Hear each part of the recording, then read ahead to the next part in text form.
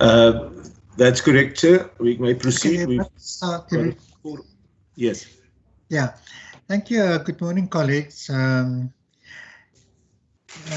Guys,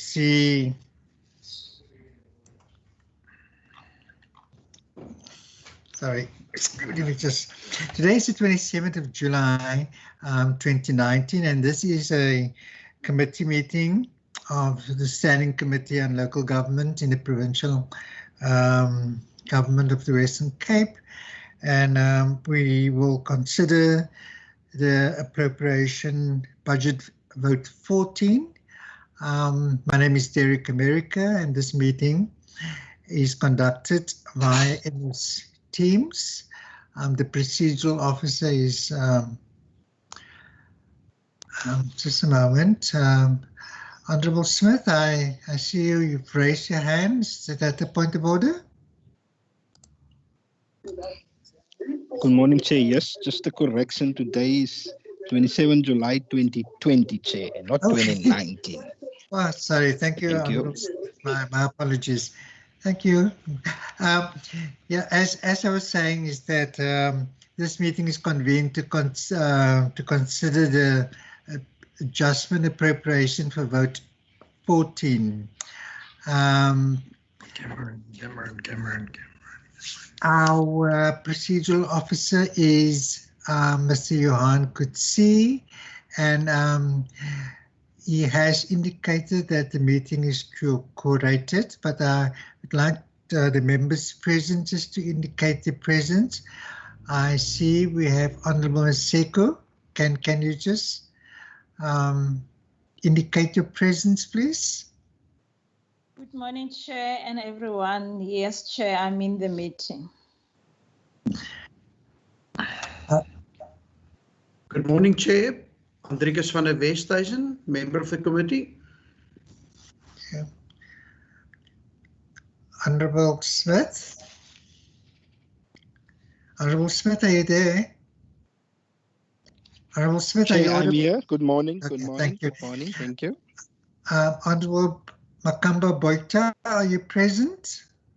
Good morning, Chair, and the committee and the department. I'm here in the meeting. Thank you. Thank you so much.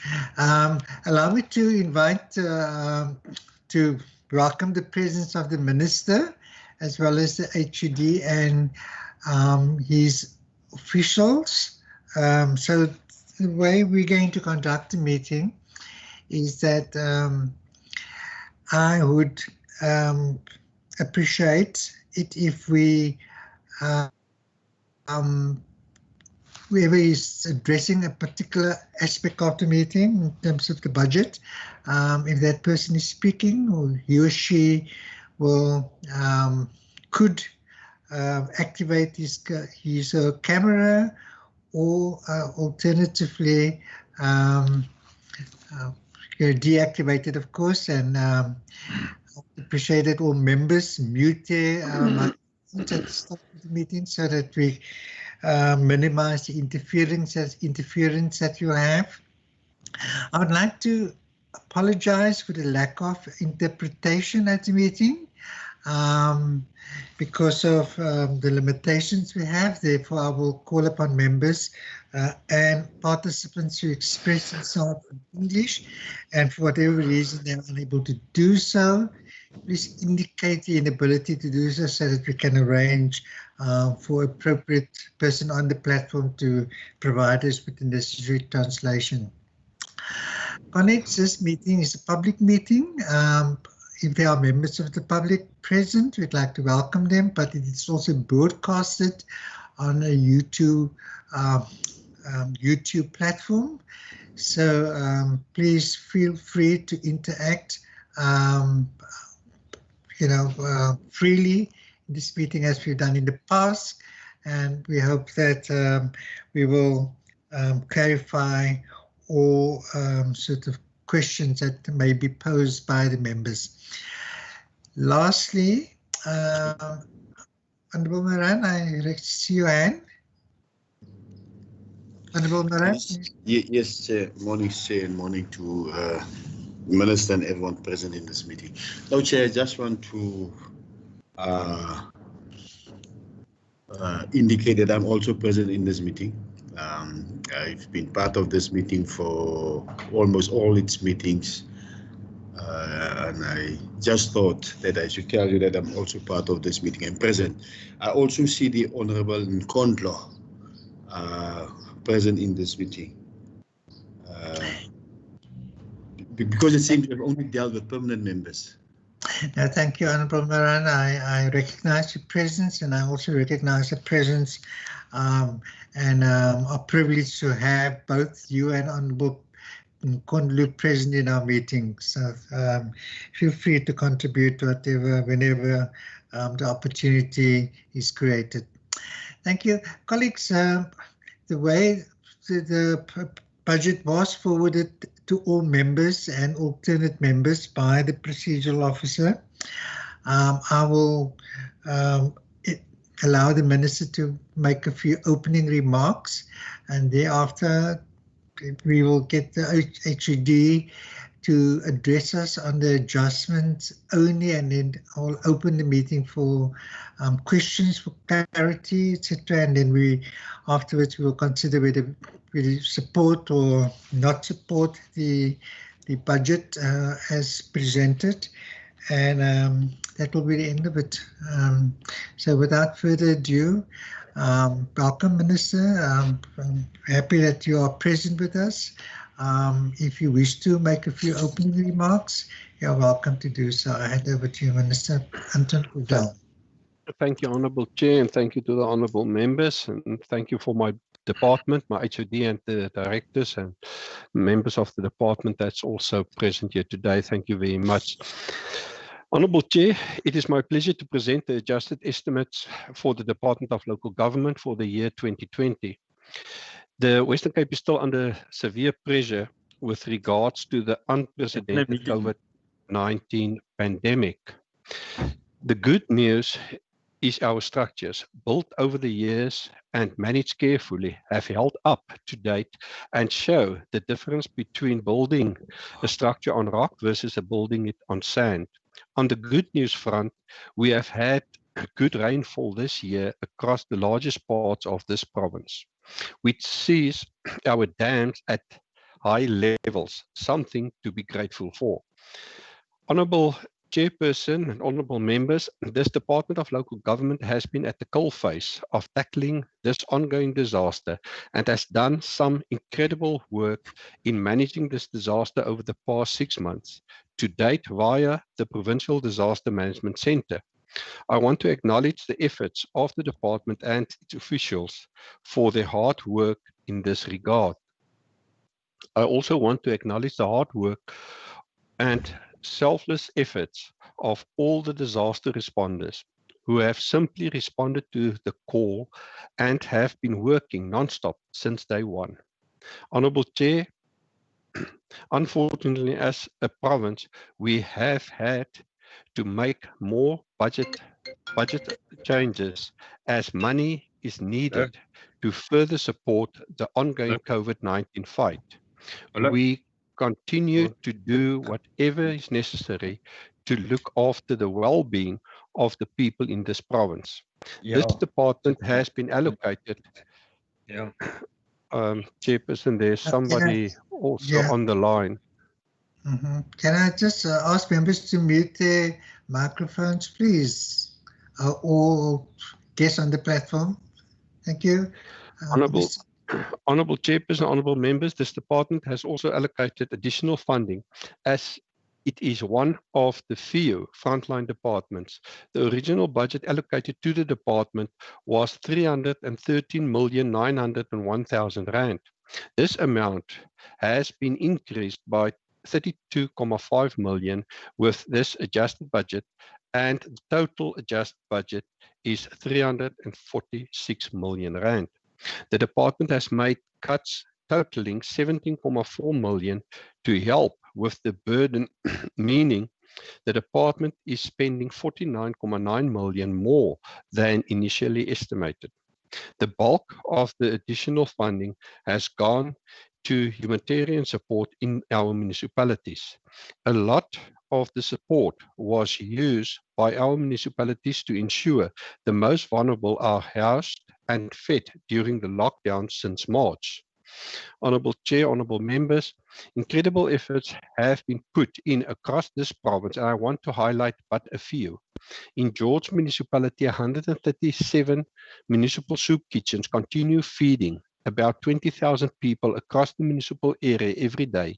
The municipal actions are strongly supported thanks to the generosity of the private individuals, business and community organizations who donate towards the enormous task. Swartland Municipality has approximately 70 feeding schemes in ongoing operations in its municipal area, which are coordinated and supported by leading NPO organizations. The areas include Malmesbury, Moreesburg, Goedgedag, and Riebeek Valley.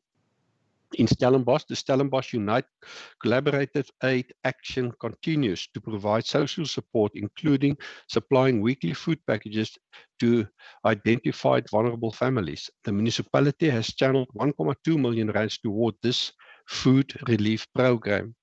These are but 3 examples of the incredible work that municipalities have been doing. I want to thank all our municipalities and congratulate them for their efforts and hard work during this trying time. And with those few words, I want to table the adjusted estimates. I thank you. Thank you. Thank you, Minister, for those introductory remarks. I think it's a mixed bag of good news and the challenges that you have alluded to. And I'm sure there is so much more that good news you can share with us.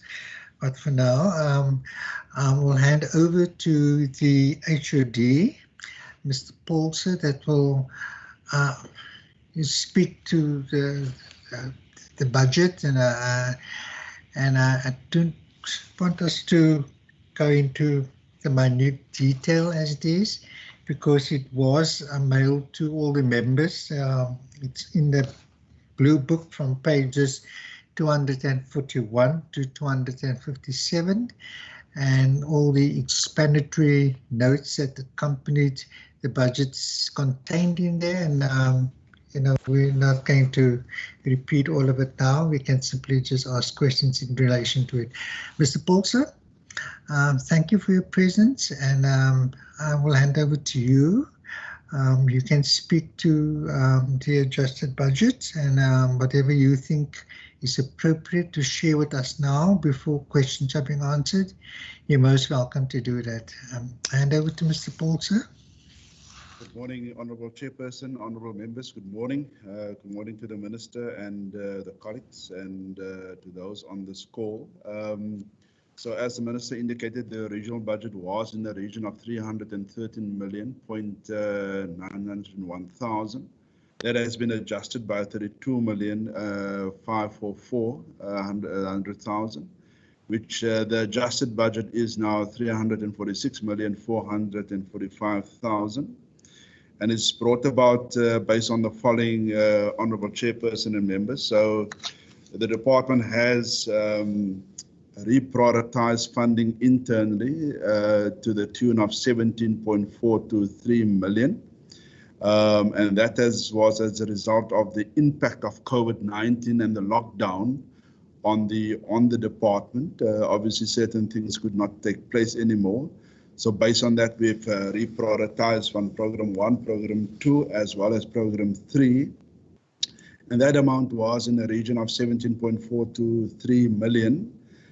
And then, Chairperson, we've received part of that 17 million. We have, as I said, prioritized for COVID-19 related expenditure.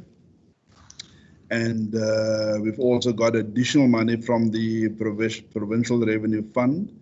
So of that 17.432 million, we have prioritized, as the Minister indicated, 16.2 million for humanitarian relief. And that money was transferred to all the municipalities except the city of Cape Town, as well as the district municipalities, to help coordinate the humanitarian relief response within the province. And we've also allocated a certain amount to the Disaster Management Chief Directorate for goods and services relating to managing the response to COVID-19, as well as for the short term, just appoint additional capacity in the Disaster Management Chief Director to help and assist with the COVID-19 response. And then what we've also got in addition, Chairperson, is a 27 million from the Provincial Revenue Fund, and that was for the coordination of the hotspot strategy within the Western Cape. So in the Western Cape, we've identified 9 hotspot areas, and it's the 5 of the districts. Each district municipality has identified as a hotspot area. And in the metro, we've identified, taken the metro and also identified the 4 hotspot areas. And for each of those hotspot areas, there is a team working on those as a response, together with a MSC in the province, as well as the HOD allocated. And then obviously together with the DROC and the JDA teams that we've established some time ago, and we respond in that fashion to that. So, Chairperson, if you add up the funding of the 17 million together with the 27 million and the balance of it, in total is close to 50 million. In actual fact, 49.976. That was reprioritized for COVID-19, and that is received from the Provincial Revenue Fund, but also reprioritized from our own budget, the 17.432. And we are now, given the fact that this department also leads, as the Minister indicated, the response together with health to COVID-19, the DROC obviously on a operational level, while the department on an administrative level with the more strategic level with the entire PTM and the cabinet. So given the fact that this department then coordinates the hotspot response strategy, we are now liaising and develop criteria for the allocation of the 27 million in relation to the various hotspots, Chairperson. Chairperson, Honourable Chairperson, with that introduction, thank you very much. Thank you so much, Mr. Paulson. Now, colleagues, as I indicated earlier, that the budget was forwarded to you, and vote 14 is from pages 241 to 257. Honourable Smith, is that a point of order you'd like to raise? See your hand, or it's a question. It's a question. Okay, yeah, for sure. Okay, thank you. I hear you and I see you. I'm going to open the floor for questions for clarity that you'd like to pose to the department.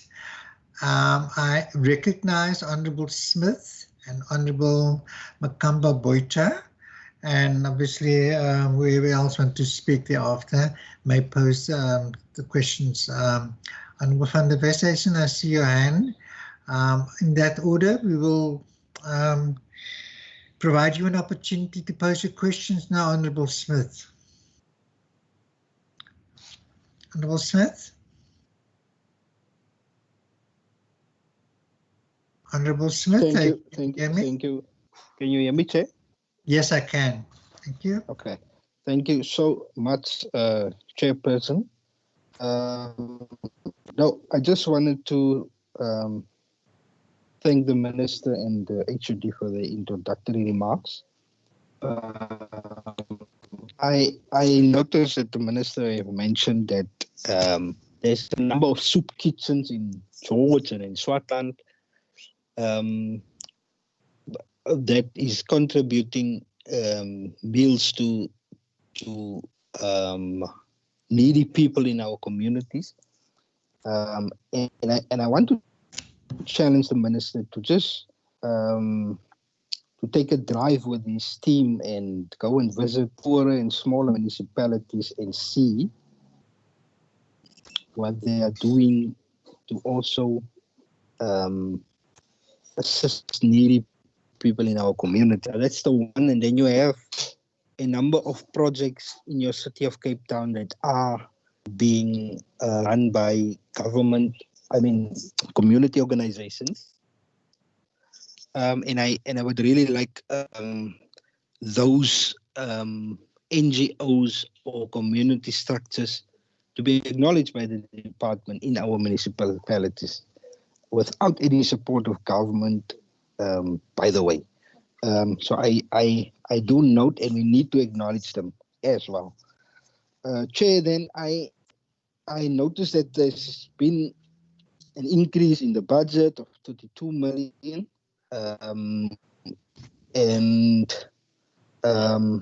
I've also noticed that there's a 27 million rand that was received to be focused on hotspots. I just so wish that we could have managed to add an input into some of these priorities to spend some of the money into when it comes to the province. But be that as it may, Chair, I think the bottom line is that we should be grateful for the extra funding that came. My worry still, Chair, is that municipalities through this whole COVID, municipalities must still function. Municipalities must still deliver services. They must still fix roads, provide water and refuge removal. And there's been a challenge with the income of municipalities when it comes to, and the minister clearly acknowledged in the House that municipalities did suffer, some of them, a 60 to 65% income loss during this period. Now, there's a difference between a stronger and a weaker municipality in terms of financial backbone. Now, Chair, this is still my worry, because could some of these fundings not have assisted those smaller municipalities in the province where a 60% loss or 50% loss, 40% loss is heartfelt by that particular municipality? That's one question, Chair. And then, Chair, just give me a second. Yeah. Okay, Chair, I just wanted to understand quickly, given the aim of the department to support municipalities and to be effective, with a number of new informal settlements in the province and as a result of the land grabs, will the department be rendering any services in those informal settlements? Just a question. And in terms of the COVID-19 spread in those informal settlements, what is being done by the department to prevent that? Then, Chair,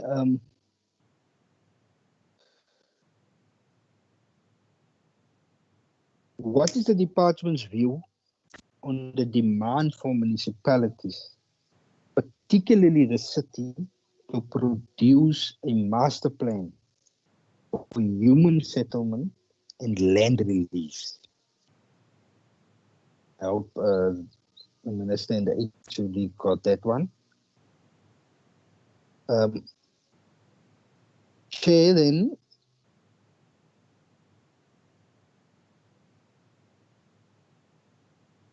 Provincial Financing Program 2, page 243. This is now in the blue book. Yeah. Is the amount just a new amount? Or is it the same that was announced by the MEC earlier? The increase in the number of due to job losses?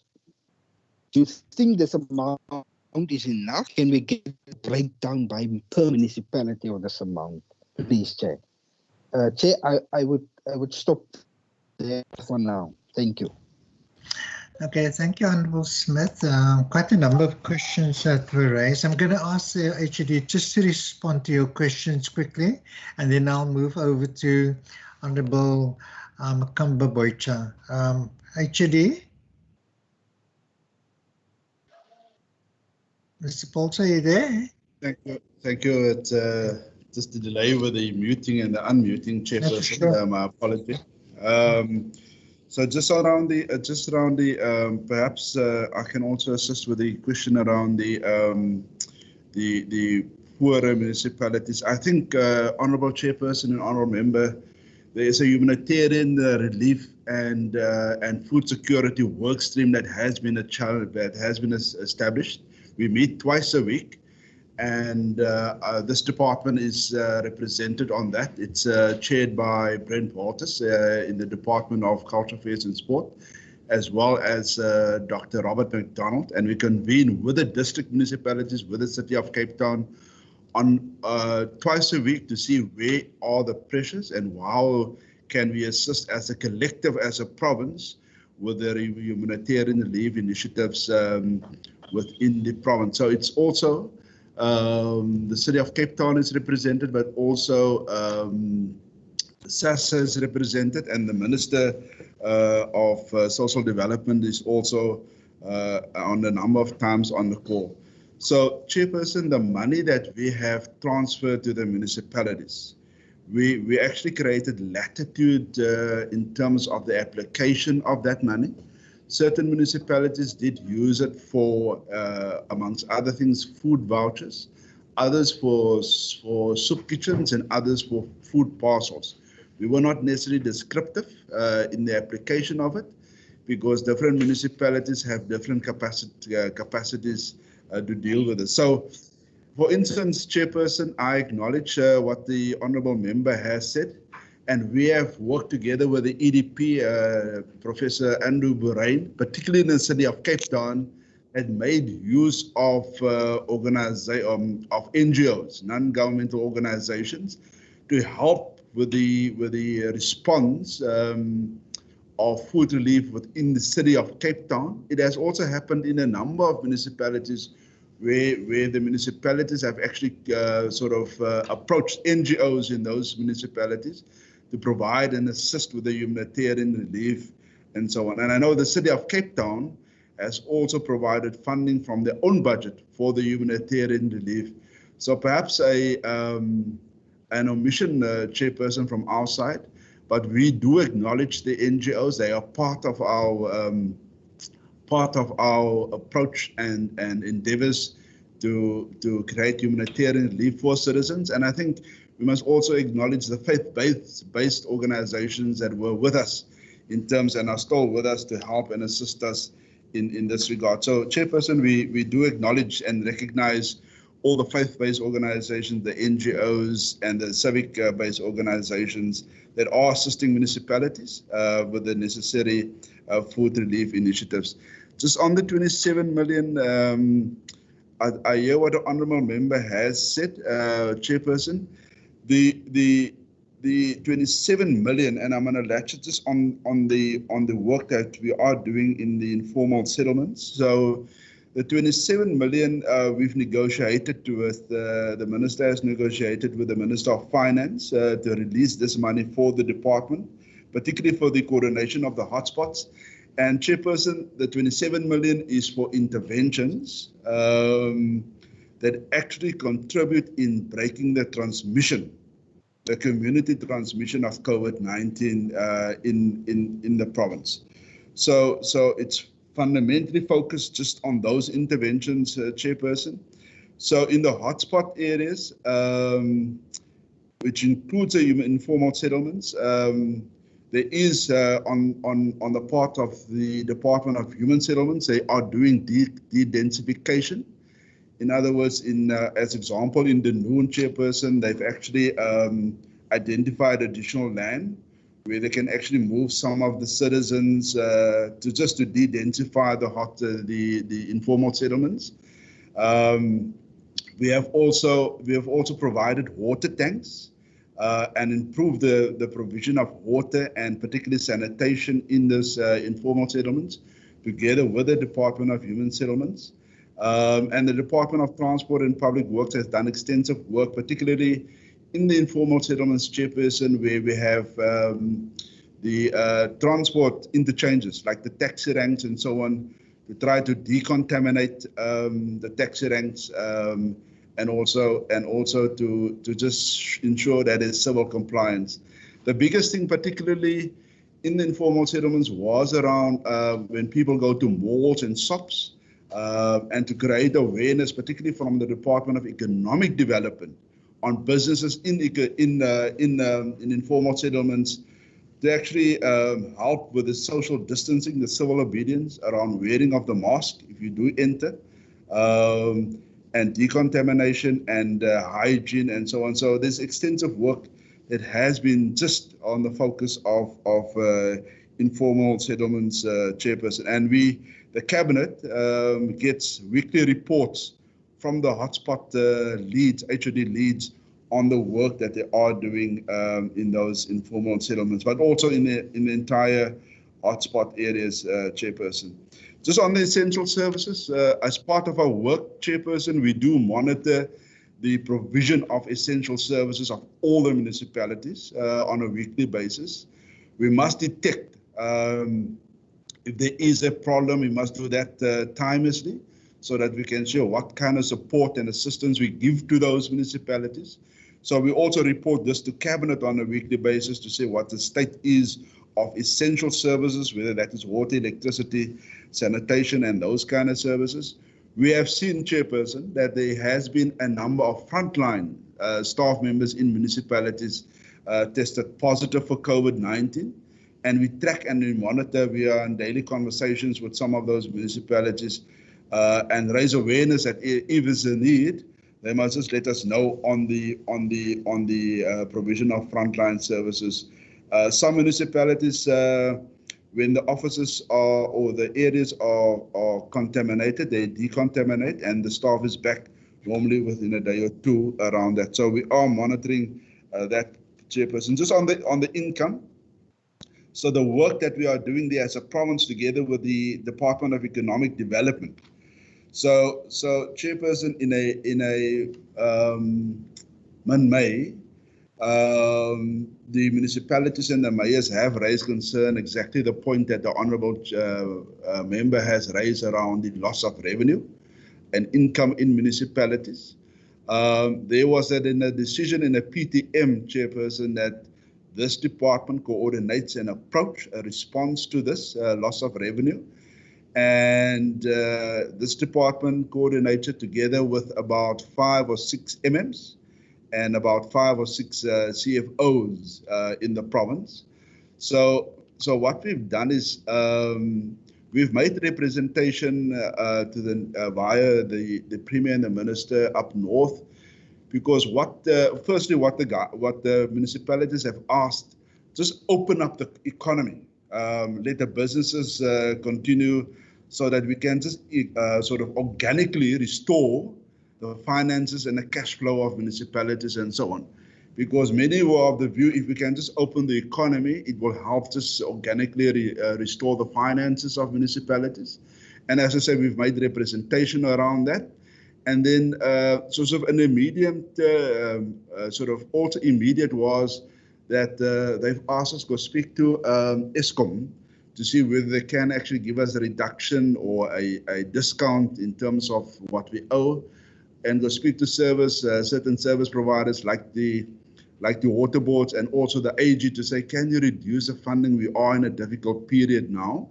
And also, given the impact of COVID-19, and we know that the annual financial statements of municipalities must be submitted on the 31st of August, they've also appealed to Minister to say, can't you write to the National Minister of Finance and COCTA to say, can you ask for the extension of the submission of annual financial statements maybe for a month or two? And Minister, I see, has written to the national ministers around this. That was more immediate, chairperson. In the medium term was work around how we strengthen the interface, and particularly the CFOs have met and they've produced a document to say what are those initiatives. And on a more medium, or so not a medium, on a long term, the Hans Seidel Institute Minister, Honorable Chairperson, has come on board, and they have funded a long-term financial strategy for municipalities in the province. And they have appointed the University of Stellenbosch to work with the Hans Seidel Institute, to work together with the municipalities and the departments in the province to see how we can actually develop a long-term financial strategy for municipalities to help manage the recovery in relation to COVID-19. In conclusion around that, Chairperson, I must also add that we have worked with the Department of Economic Development, and they are now in the process of drafting economic recovery plans for each municipality in the province. And that will actually help. They've consulted with certain municipalities. We've also taken a presentation on the economic recovery plan in the province, but it also includes municipalities, Honorable Chairperson. We work as I've answered the question on the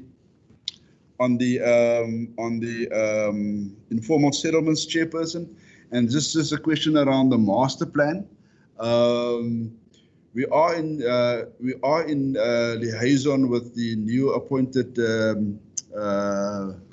head of department of human settlements, just around the city of Cape Town, and as the honourable member has indicated about the land release, and we know that the medical member for safety has also spoken about the land release and the land grabs and the invasions around that. Chairperson, that is subject to further discussions with the city of Cape Town. There was a discussion between the mayor and and I understand that medical member, as well as Minister Simmers and his HOD about a week ago. And Chairperson, I was unfortunately not privy to that meeting and that conversation, and I'm not sure what has transpired from that discussion around it. Just page 243, Chairperson. Can I just perhaps ask either Ori or Bhavna just to respond to that, just the detail of it? Thank you, Chairperson. Thank you, Ms. Jacobs.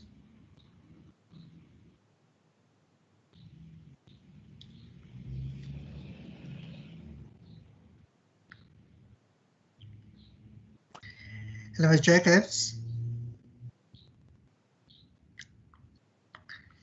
Please unmute your mic.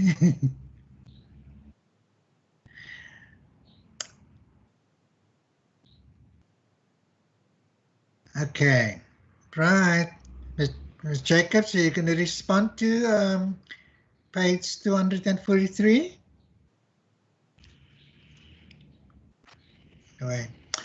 Anyway, Peter, as it may, we'll get back to that. Could I ask? Sorry. Yes. Chairperson, was my apologies. This was a question around the what the amount was that the municipality would get from the numbers on 243. Yes. Yeah, the Chairperson, I've got a page here. So it's just a 16.2 million that has been transferred to municipalities. So we've got the entire list based on certain criteria how the 16.2 million was to be divided. I've also heard what the honourable member said, why the money was not necessarily provided for some kind of relief as a loss of income. So we have been in contact with the National Department of COCTA, as well as the provincial treasury and the national treasury. And Honourable Chairperson, the equitable share of municipalities has been adjusted in the province based on the 20 billion that has been provisionally in the President's speech earmarked for municipalities We understand that there's an amount of 12 billion that has been provisionally allocated, and that was just to augment the revenue of municipalities, Chairperson. Thank you, Mr. Paulson. Could I have Honorable Makamba Boycha?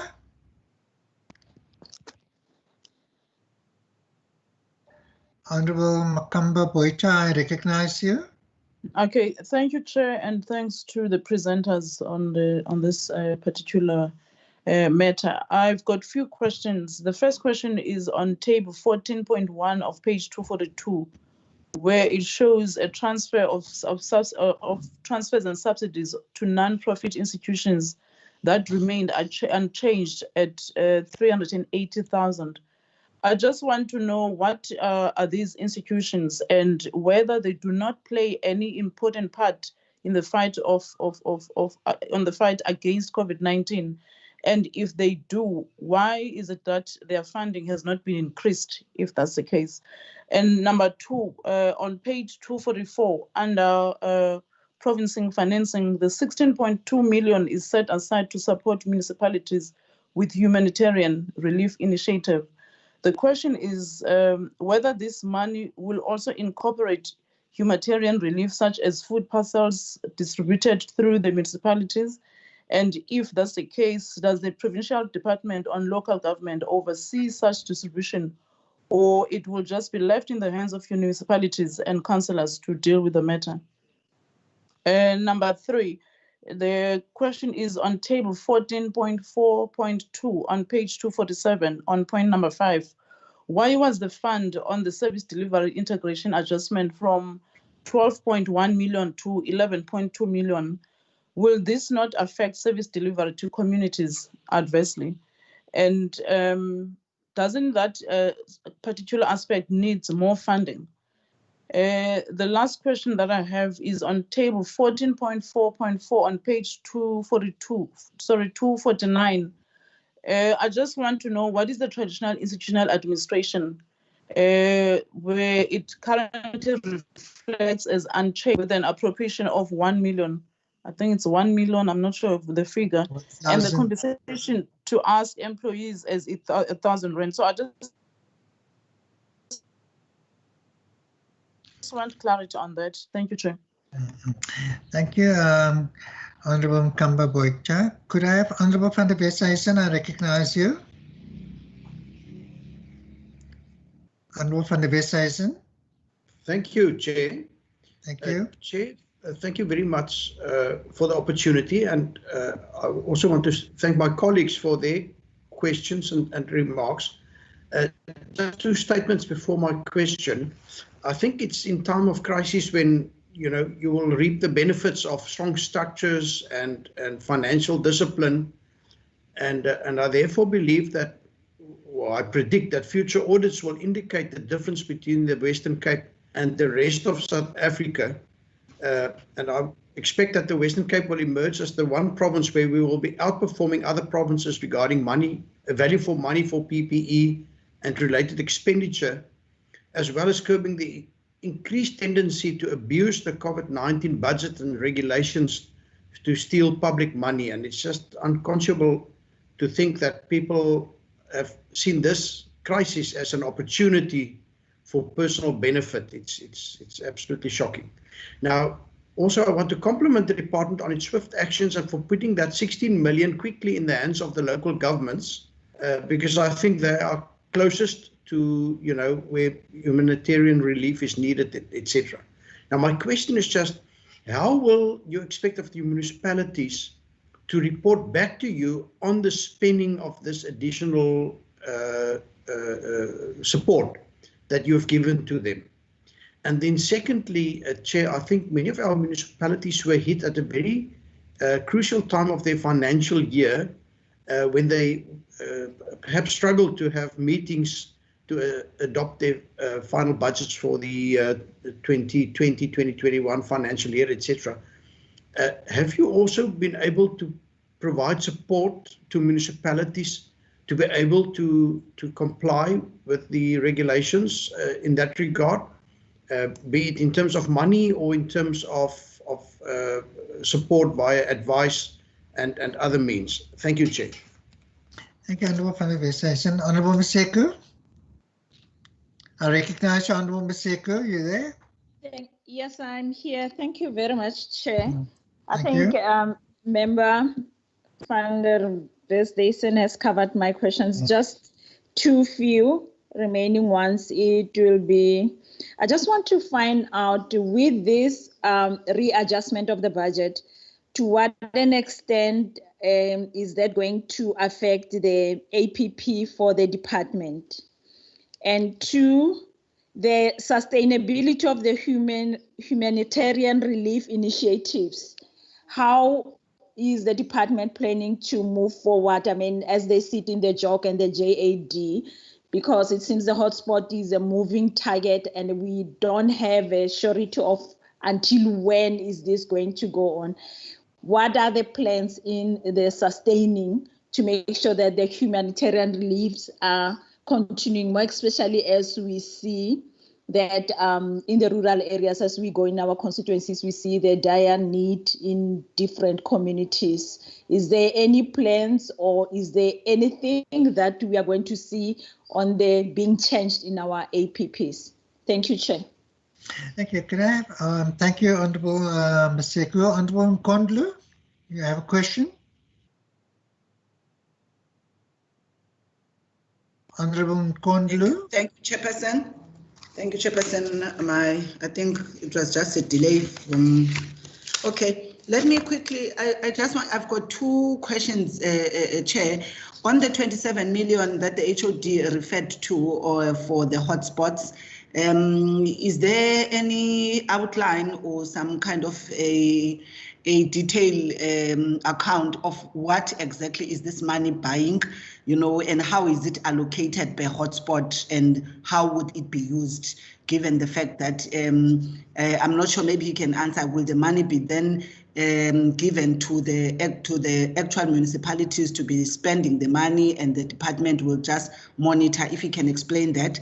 My second one, I just want to, because I've not heard how the Department of Local Government, ensures it supports the economic recovery element of COVID response, especially as it relates to local economic development strategies, because I do not know how were those impacted to this point, and how, the department is actually dealing with that.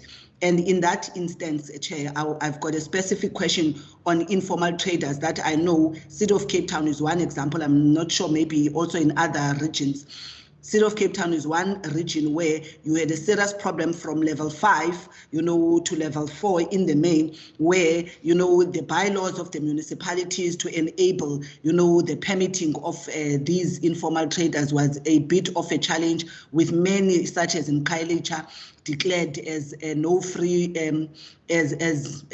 free trading zones, which impact, on the municipalities actually doing any work in those, in terms of the appropriate workspaces that could help in avoiding COVID. And I'm asking, is there any work that this department is doing in actually facilitating that particular aspect with the municipalities as part of the economic recovery? My last one, Chair, quickly, is that at this point, can maybe either the minister or the HOD just explain from where they are sitting what seems to be the problem of the underspending of the conditional grant, especially the USDG, which again, I think the city, has not been able to use this money, so it has went back for repurposing by Treasury. What then are the problems? Whilst we see is serious challenges of informal settlement infrastructure in this regard. Thank you, Chairperson. Thank you, Honourable Nkondlu. The last speaker is Honourable Maran, and then I'll ask Mr. Paulsen to respond to all the questions, and then we will move on to the second point on our agenda. Thank you. Honourable Maran. Chairperson, thank you very much. Chair, I also got a few questions. The one is, Chair, on the humanitarian relief and the 16.2 million rand that the 5 district municipalities have received, or municipalities have received, locals. on the city of Cape Town, and I think the total amount was something like 20.2 million rand, and the city have received 3.5 or 4 million rand. And we've also heard now that the HOD have said that on top of that, the city have also contributed from their own monies to that particular program. We've seen the city mayor hand out food parcels in Langeberg municipality not so long ago. We just like to understand whether that food parcels that was handed out in another district, was it part of the city's allocation that they have received, or city money that they have used from their own allocation? That's the one.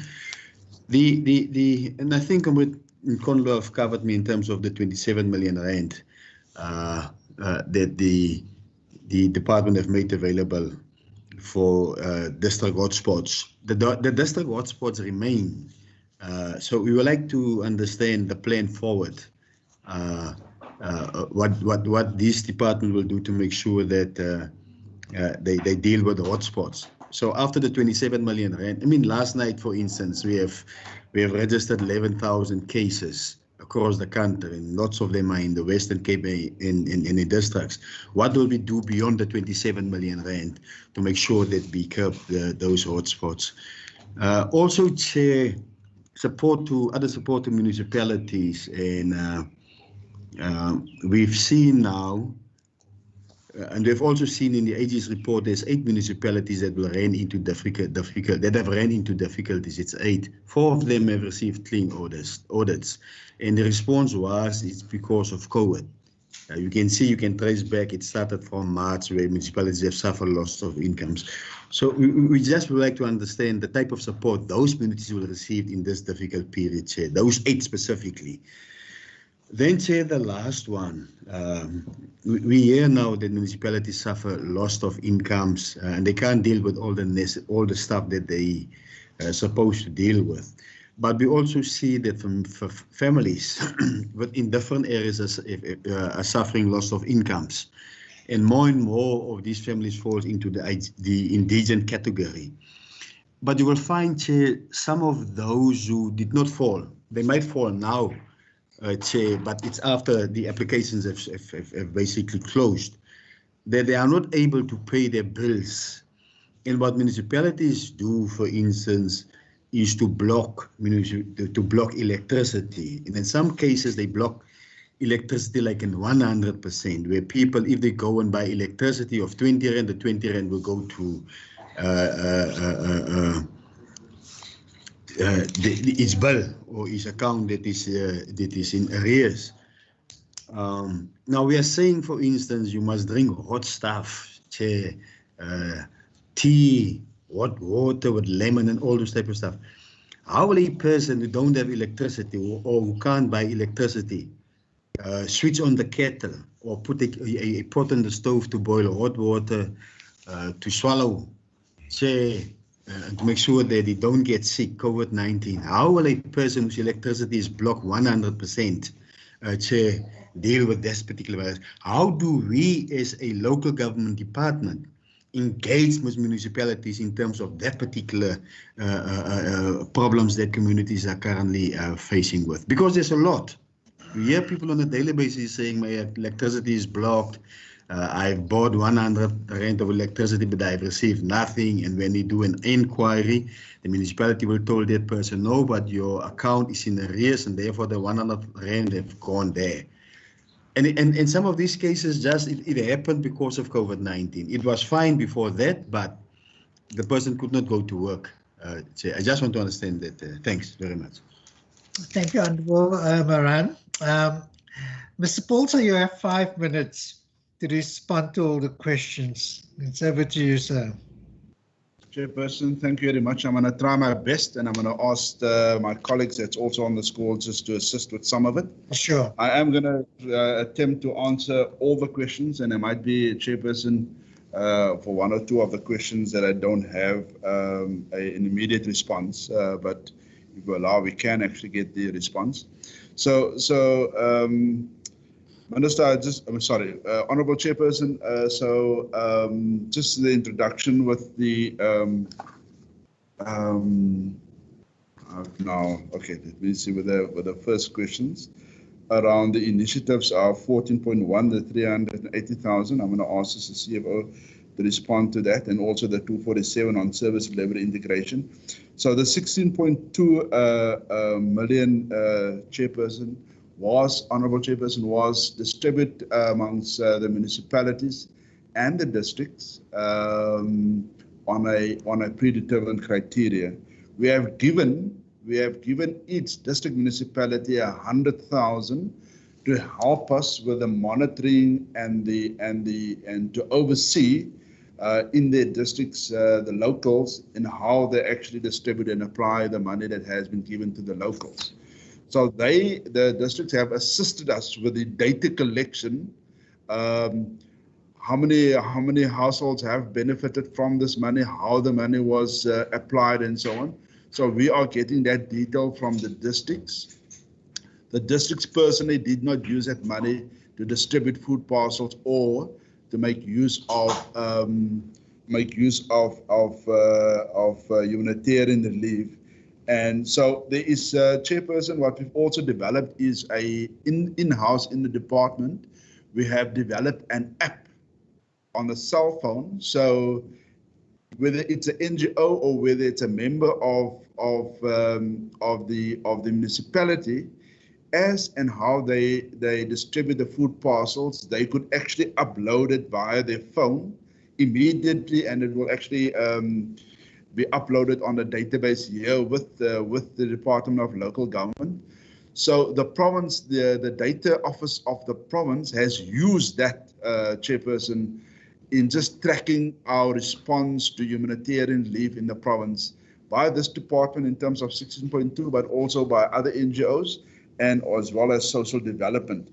So we have used the district municipalities to help us oversee and monitor the distribution of this 16.2 million, Chairperson. Just on the introduction of the Honourable Chairperson van der Westhuizen around the personal benefit and how we ensure that money is not being used for other benefit. So, Chairperson, we know that that's why we actually apply this monitoring process, but we also understand that obviously the President has put in the mechanisms in place to monitor where funding is abused. So we have seen yesterday in a newspaper clip that there is apparently a proclamation where in the only municipality in the province that will be investigated for procurement in relation to PPE, it's Matikama municipality. And I had a conversation with the provincial lead of the SIU in the province last night, and they've confirmed that there's only one municipality that have received complaints around the PPE, and they will investigate those allegations that were brought to them. Just on that. So Chairperson, I've answered the question around the 16.2 million. We haven't, in terms of the adoption of the budget, we have monitored municipalities, and we have seen, Chairperson, some of the municipalities have actually, given the financial circumstances, have actually, in certain cases, either a CPIX increase in the service charges and their rates, or some municipalities have even considered a zero increase in some of the tariff service charges, just to help some of the citizens and so on to get, while some have lost their positions. And so we have provided advice and support in relation to just our views on that. Just the readjustment of the APPs, Chairperson, I think we're in a process to go through that exercise, but we have confirmed that it does impact on certain deliverables of the department.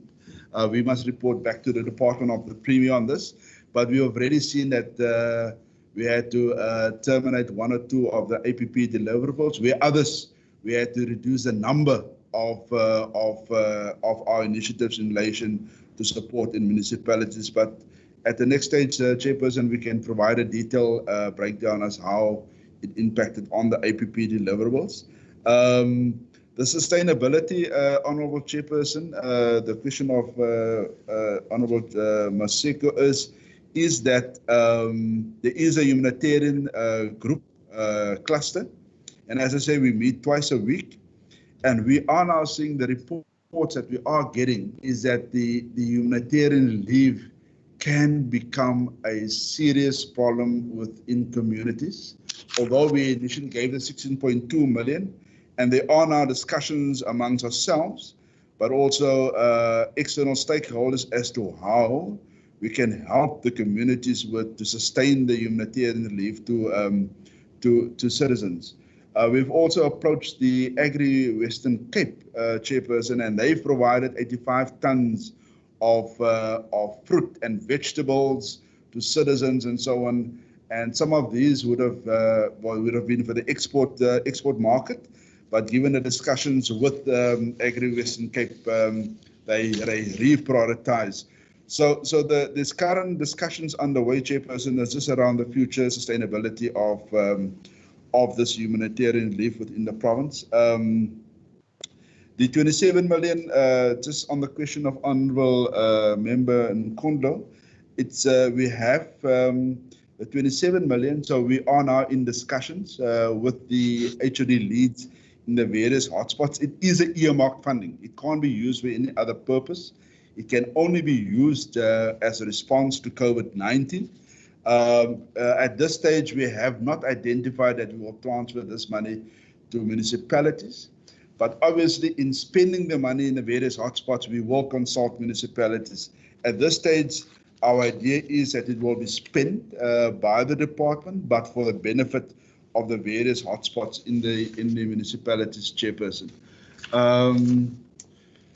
Just on the support initiatives, we have worked together, Chairperson, with Westgrow. There was focus on investments and exports with municipalities, and I had a personal meeting with Mr. Tim Harris around this for assistance to municipalities.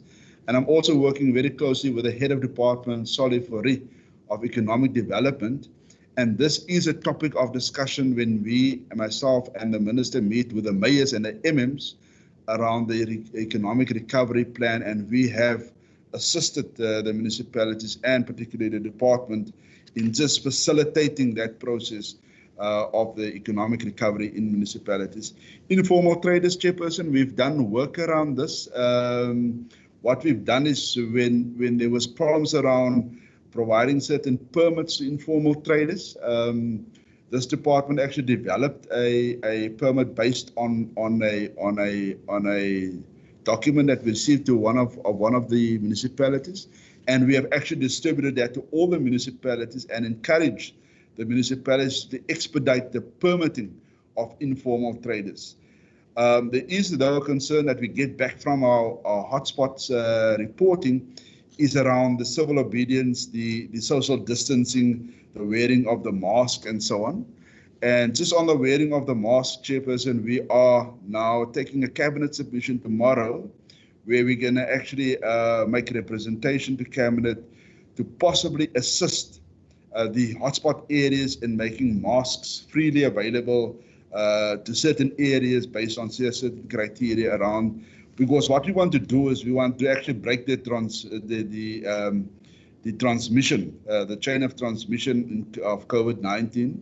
So if people keep the 2 meters, if people wash their hands, but if people wear the mask, while the people must do that, I think it's our approach that must also enable the community members around to do that.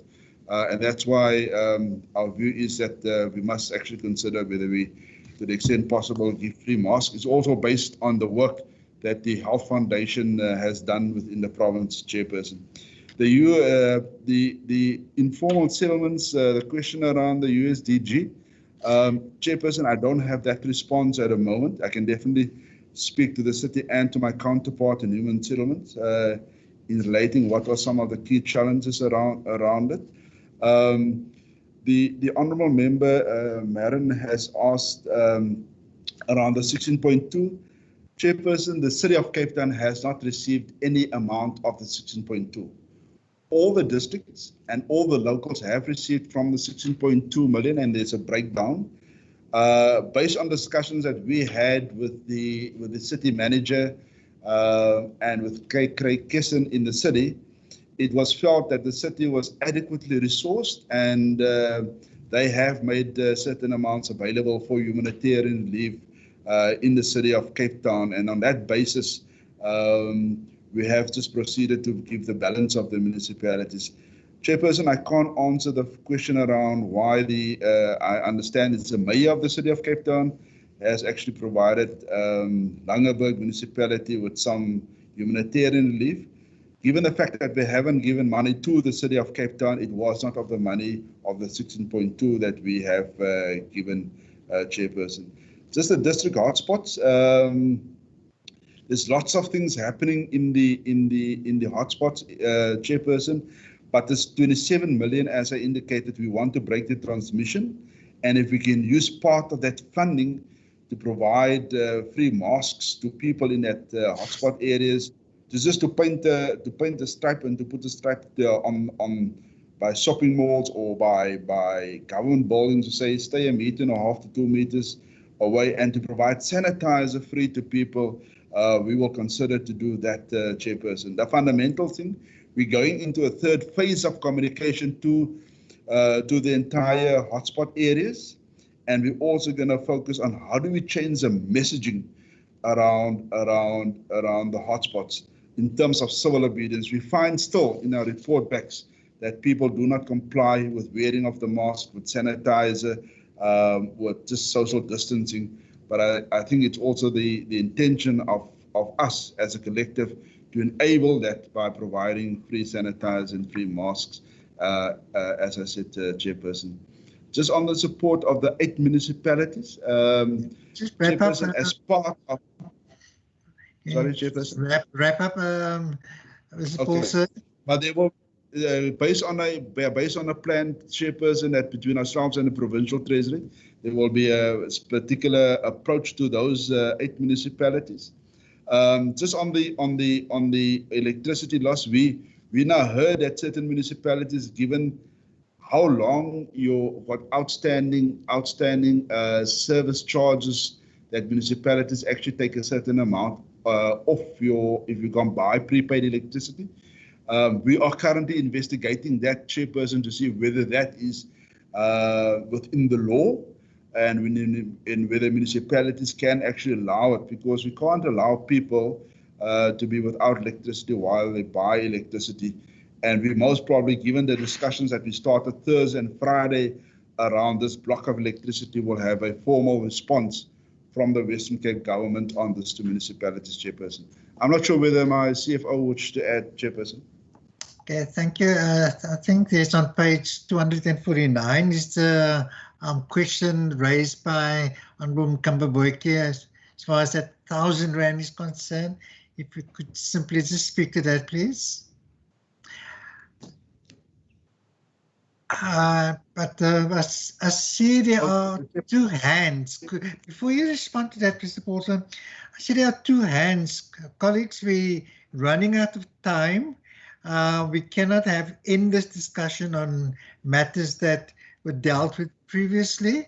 So if it is urgent matters, then certainly we can put it in writing and we can send it on to the department for a response. But we need to conclude this meeting within the next 5 minutes because it's another one taking place now. Honorable Moran, quickly. Chair, yes, just on one issue, the response of the HOD on the 16.2 million Rand. I've never said that the city have received some of the 16.2 million Rand. I think it was during March or April that we have received a report from the MEC of Local Government where the department have made available something like 20 million Rand. And of that 20 million Rand, the city have received some amount, and I think at that stage it was set 3.5 million Rand.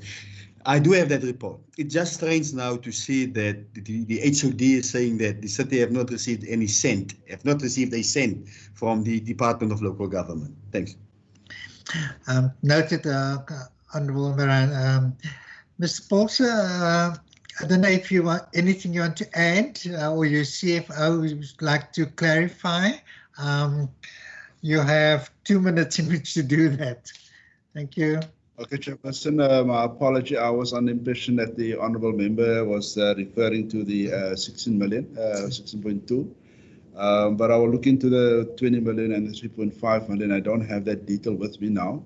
So just in terms of the 380,000 that remains static, it is for the Western Cape life saving. So we kept that amount static, and that's the contribution that the minister makes towards SA Western Cape life saving chairperson.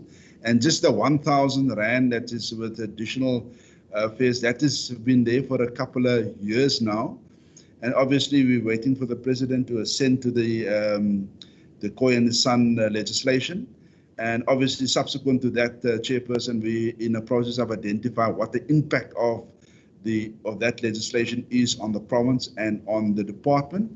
And as a need arises, we will then review our process and most probably approach the provincial treasury for additional funding to implement the requirements around that legislation, chairperson. Thank you very much. Thank you, Honourable Paulson, Mr. Paulson. Colleagues, I know you have plenty more questions you'd like to pose to the department. You are welcome to send those questions in writing to the procedural officer, and we will submit it to the department for a response. But for now, we have to conclude this meeting because we are pressed for time. There's another meeting happening at 11:30, and many of us are part of that meeting. So from my side, I would like to thank the department and the minister, and we wish them well in implementing this adjusted budget. And I'm sure that given past performances, they will do well and apply, prudent financial management over those expenditure. Thank you, Minister. Thank you, Mr. Paulson, and thank you to your team. We will talk again. You may leave the meeting. There are 2 other things that we need to conclude as members. Members, I will ask you to stay behind, and then we will do that. Thank you, Mr. Paulson. Thank you, Minister. Thank you, Honourable Chairperson. Thank you, members. Thank you. Colleagues, the second point on the agenda, we need to consider the report that is going to be submitted for approval in the House. And secondly, we will not have time for any resolutions. So I will ask you, if you wish to submit any resolutions, you can send those on to the procedural officer, and we will forward it to the department. Thank you so much. Chair, there's one resolution that we will have to take, and that is whether we support this budget bill or not. We come to that one now. We come to that one. Johan? Yes, Chair. The report, have you concluded the report that we... That's correct, Chair. I'll put it onto the screen for you quickly. Okay, please put it onto the screen for members.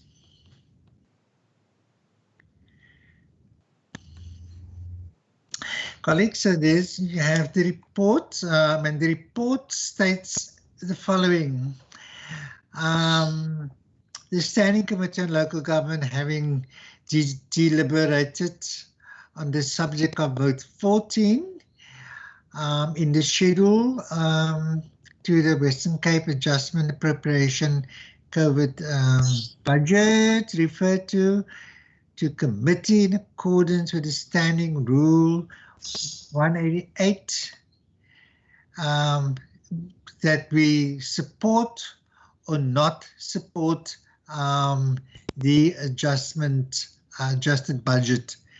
So that's the question that we need to ask, whether we support or not support the adjusted budget. I recognize Honourable van der Westhuizen. Thank you. Thank you, Chair. I propose that we support the bill and this vote. There's a proposal that we support this vote, vote 14 as suggested. Is there a seconder for that?